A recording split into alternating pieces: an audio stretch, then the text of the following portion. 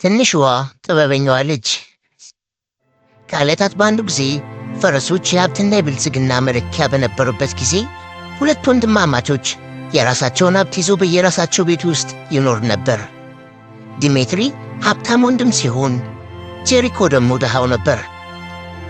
ቶሎ በል እንጂ ጄሪኮ፣ ካለበለዚያ ፀሐይ ሳትጠልቅ ከዚያ መድረስ አንችልም አለው። ሁለት ወንድማማቾች ከአንድ ከተማ ውስጥ ከሚደረግ ገበያ ለመሄድ ተዘጋጅተዋል።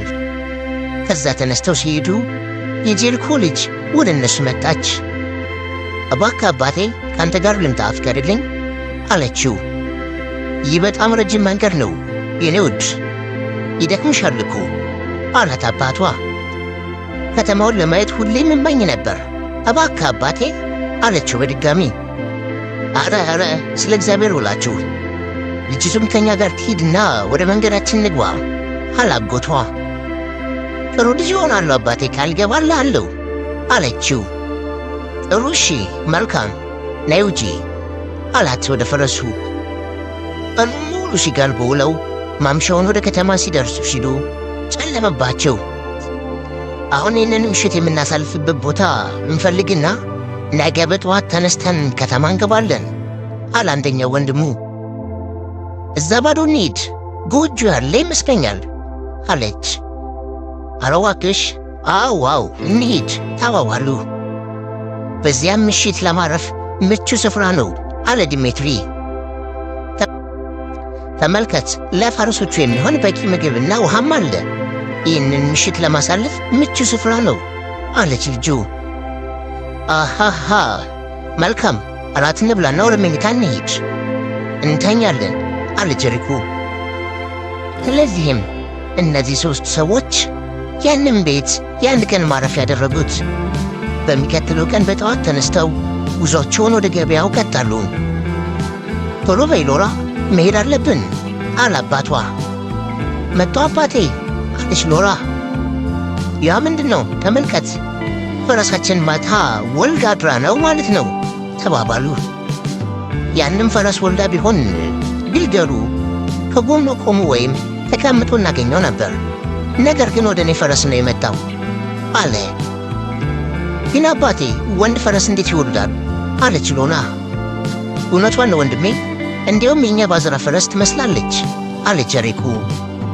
ትክክል ነው፣ ምግብና ውሃ ስጪውና ግልገሉን ለእኔ አስረክቢኝ አለ ዲሜትሪ። ግን እኮ ወንድሜ ሲለው ፈረሶች 100 ኅብረ ቀለማት ሰብስበው አይመጡም። ምናልባት ይሄ ግልግል ከዚህ ጫካ ጠፍቶ ቆይቶ አሁን ወደ እኔ ፈረስ መምጣቱ ይሆናል።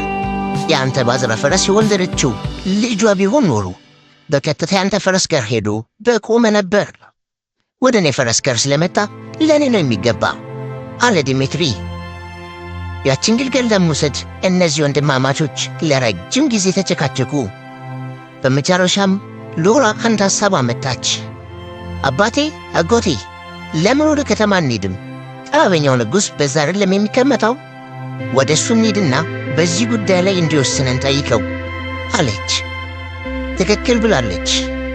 አዎ ልጅህ ካንተ የበለጠ ጥበበኛ መሆኗን አረጋግጣለች አለ ዲሜትሪ።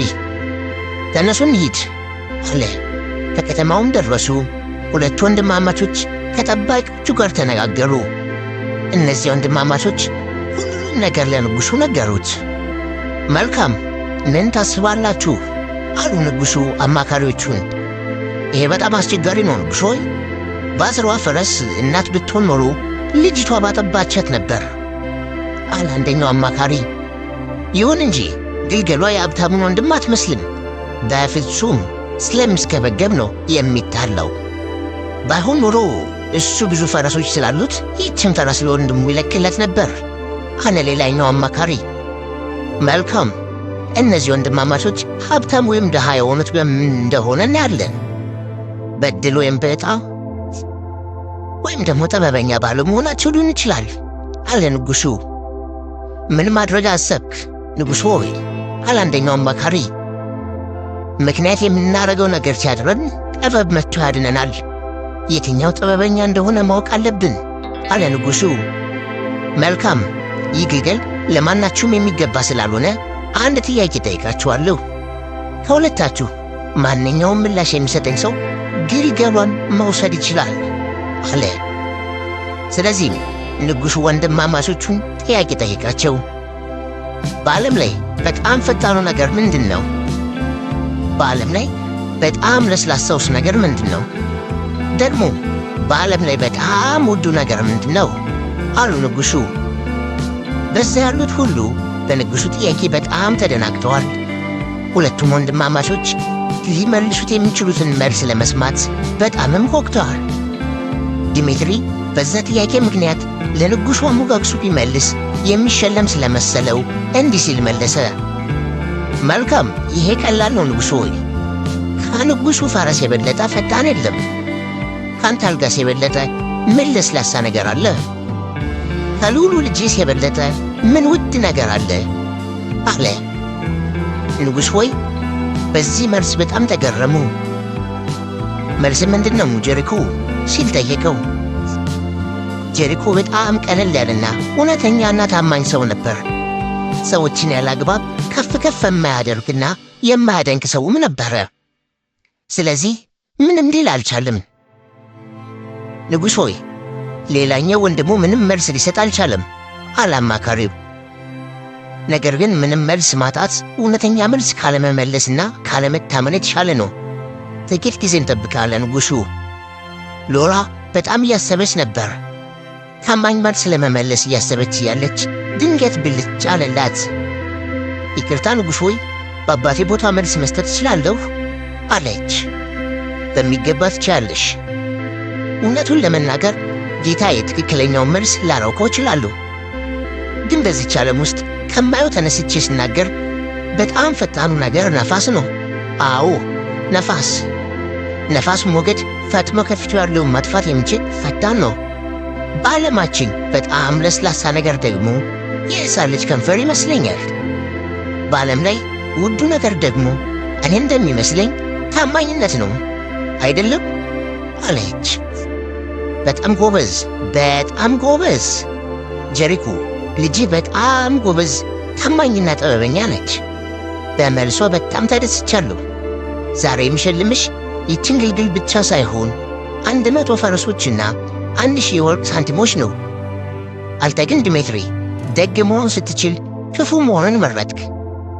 ክፋት የሚወስድህ እስከዚህ ሲሆን መጨረሻ የሌለው ሽልማት ግን የሚያመጣው እውነተኛ መሆን ነው።